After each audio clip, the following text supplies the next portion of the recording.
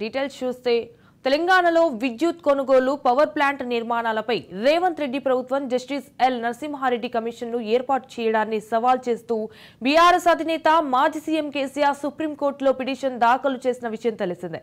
ఈ పిటిషన్పై సుప్రీంకోర్టు ఇవాళ విచారణ చేపట్టింది.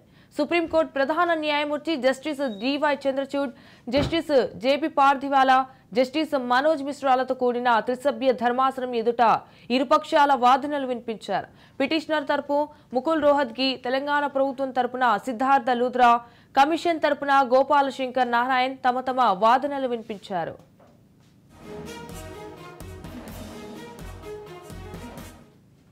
ఇది పూర్తిగా రాజకీయ కక్షతో వేసిన కమిషన్ అని ముకుల్ రోహత్గి ధర్మాసనానికి తెలిపారు. రాష్ట్రాల్లో ప్రభుత్వం మారిన ప్రతిసారి మాజీ సీఎంలపై కేసులు నమోదు చేయడం ఇటీవల కాలంలో పరిపాటిగా మారిందన్నారు. విద్యుత్ విచారణ కమిషన్ నియామకంలో ప్రభుత్వం పరిధిని అతిక్రమించిందన్నారు.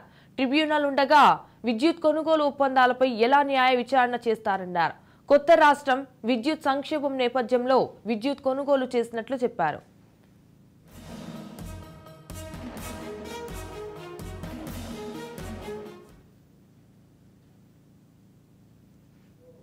మార్కెట్ రేట్ కంటే తక్కువగా తాము యూనిట్ 3.90 రూపాయలకే కొనుగోలు చేశామన్నారు. ఇది కక్ష సాధింపు చర్య అని విచారణకు ముందే commission chairman Narasimha Reddy press meet పెట్టి దోషిగా తేల్చారని వాదించారు.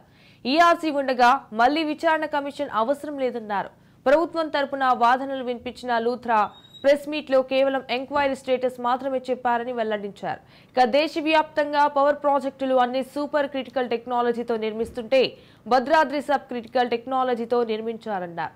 దీంతో ప్రభుత్వ ఖజానాకు వ్యయం భారీగా పెరిగిందన్నారు.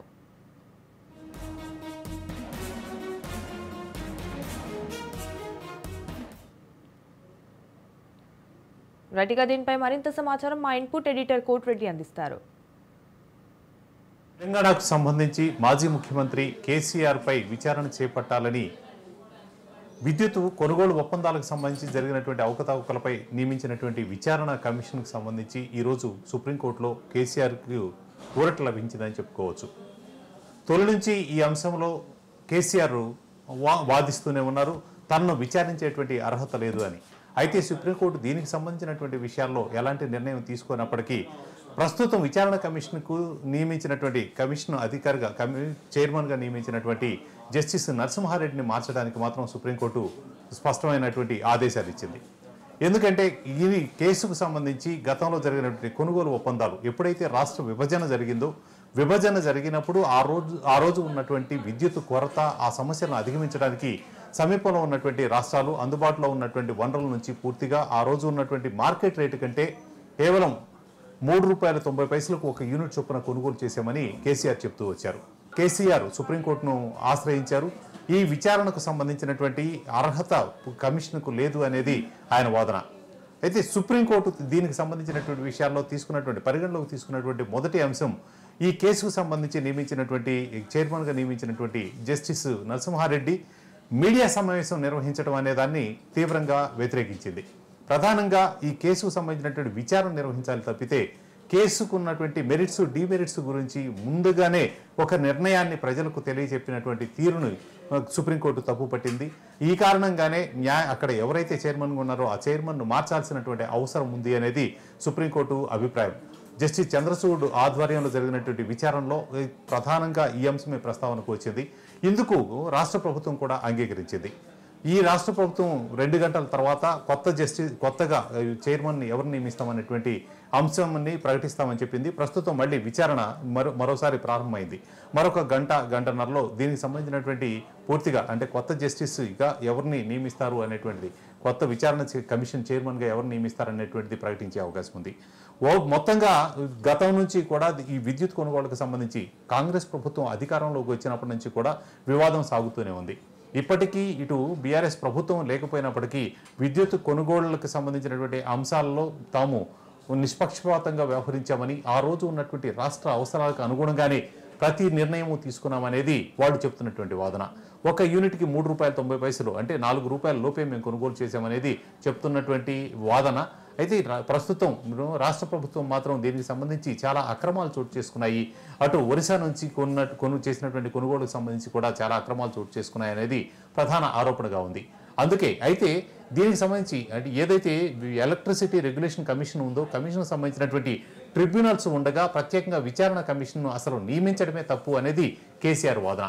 వీళ్ళ వాదన ప్రతివాదులు ఎలా ఉన్నప్పటికీ, వీళ్ళు చెప్తున్నటువంటి మాటలు ఎలా ఉన్నప్పటికీ, దీనికి నియమించినటువంటి కమిషన్ చైర్మన్గా ఉన్నటువంటి వ్యక్తి మాత్రం దీనికి సంబంధించి కేసు మెరిట్స్ను ముందే ప్రస్తావించడం, ఎలాంటి నిర్ణయం ఉండబోతుందో చూచాయిగా చెప్పినటువంటి వాతావరణం ఉండడం అనేది ప్రధానంగా జస్టిస్ చంద్రచూడ్ దీనికి సంబంధించినటువంటి తప్పుగా ఆయన అభిప్రాయపడ్డారు. ఎలా ముందే నిర్ణయానికి వస్తారు, దీనిపైన వాదనలు రెండు పక్షాల వాదనలు విన్న తర్వాత రావాల్సినటువంటి నిర్ణయాన్ని ముందే ఎలా చెప్తారు అనేది ఆయన వ్యక్తం చేసినటువంటి అనుమానం. ఈ కారణంగానే ఇమీడియట్గా చైర్మన్ను మార్చాలి అనేటువంటిది ఆయన ఆదేశించారు. ఇందుకు రాష్ట్ర ప్రభుత్వం అంగీకరించింది. సో కొత్త కమిషన్కు కొత్త చైర్మన్ నియమిస్తారు. అయితే కొంతవరకు మాత్రమే ఊరట లభించింది అనేది దీనివలన కేసీఆర్కు సంబంధించినంత వరకు కొంతవరకే ఊరట లభించింది అనేది మనకి అర్థమవుతున్నటువంటి విషయం.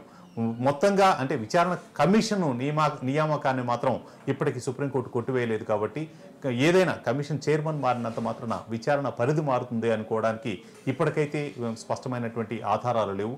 ఒకవేళ కమిషన్ని కూడా రద్దు చేసేట్లయితే పూర్తి స్థాయిలో కేసీఆర్ ఆశించింది లభించినట్లు అవుతుంది.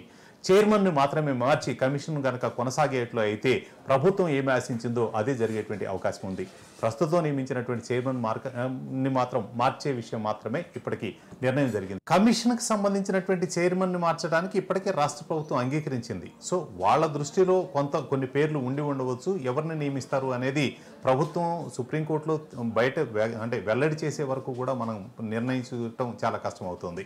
అయితే దీన్ని రాష్ట్ర ప్రభుత్వానికి వ్యతిరేకంగా జరిగింది అని చెప్పుకోవడానికి మనకి ఎలాంటి ఆధారాలు లేవు. ఖచ్చితంగా వ్యతిరేకంగా జరిగిందనో రాష్ట్ర ప్రభుత్వానికి ఇది ఒక మాయన మచ్చానో అనుకునేంత అవసరం కూడా లేదు. ఎవరినైతే ఒక విచారణ కమిషన్ నియమించారో ఆ కమిషన్కి చైర్మన్గా ఉన్నటువంటి వ్యక్తి అత్యుత్సాహం ప్రదర్శించడం అనేది ఎప్పుడు కూడా ఒక జస్టిస్ చెప్పే వ్యక్తి పూర్తిగా నిష్పక్షపాతంగా రెండు వైపుల వాదనలు విన్న తర్వాత అందులో ఉన్నటువంటి మెరిట్స్ డిమెరిట్స్ ఆధారంగా తీర్పును వెలువరించాలి. అయితే ఈ కమిషన్కి సంబంధించినటువంటి విషయాలు ముందుగానే ఎలా ఉండబోతుంది, ఇందులో ఉన్నటువంటి మెరిట్స్ని డిమెరిట్స్ని ఎవరి వాదనలు వినకుండానే మీడియా ముఖంగా ఆయన వ్యక్తం చేయడం అనేది నరసింహారెడ్డిని ఈ రోజున కమిషన్ చైర్మన్గా మార్చడానికి ఆస్కారం ఇచ్చింది తప్పితే ఇందులో మనం ప్రభుత్వం వైపు నుంచి వైఫల్యం కానీ కేసీఆర్ వైపు నుంచి సాధించినటువంటి ఘన విజయంగా కానీ చెప్పుకోవడానికి ఏమీ లేదు. అయితే కేసీఆర్ ఇది ట్రిబ్యునల్ ఉండగా అసలు ఈ విచారణ కమిషనే తప్పు అంటున్నారు. ఆయన కోరుకుంటున్నటువంటిది అసలు విచారణ అర్హతే ఈ కమిషన్కు లేదు అనేది. దానిని ఎక్కడా కూడా సుప్రీంకోర్టు తప్పు పట్టలేదు. అయితే ప్రస్తుతానికి నరసింహారెడ్డి ఎలాంటి నిర్ణయం చెప్తారు అనేది ముందే తెలిసిపోవడం వలన ఆ కమిషన్కు చైర్మన్గా ఉండే అర్హత ఆయనకు లేదు అని కేసీఆర్ వాదించినటువంటి వాదనల వరకు సుప్రీంకోర్టు ఏకీభవించింది. కాబట్టి ప్రస్తుతానికి చూసినట్లయితే కేసీఆర్ తాను అనుకున్నటువంటిది కొంతవరకు సాధించారు. అయితే కమిషన్ని ఇంకా రద్దుకు సంబంధించినటువంటి అంశాలు మాత్రం ఇంతవరకు చర్చకు రాలేదు. సుప్రీంకోర్టు దీనిపైన ఇప్పుడు ప్రస్తుతం విచారణ చేపట్టినప్పటికీ కమిషన్ చైర్మన్గా కొత్త పేరును ప్రతిపాదించిన దీనికి సంబంధించినటువంటిది మరోసారి విచారణకు బహుశా ఈరోజు వాయిదా పడే అవకాశాలే ఎక్కువగా ఉన్నాయి. కొత్త పేరు మాత్రమే ఈరోజు మొత్తం మీద తెర మీదకు వచ్చేటువంటి అవకాశం ఉంది. కానీ విచారణ కమిషన్ అయితే ఖచ్చితంగా ఈ విచారణ కొనసాగించే అవకాశాలే ఎక్కువగా కనిపిస్తాయి.